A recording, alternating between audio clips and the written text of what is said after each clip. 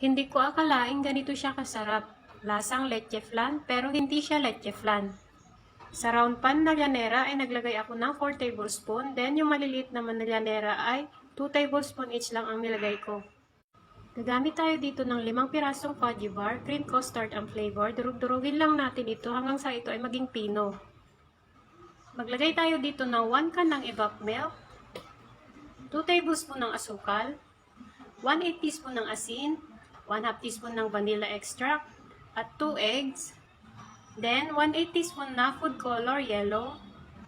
Mix lang natin hanggang sa ito ay mag-well combine na. Sa isang kaserola, maglagay tayo ng 3 cups ng tubig.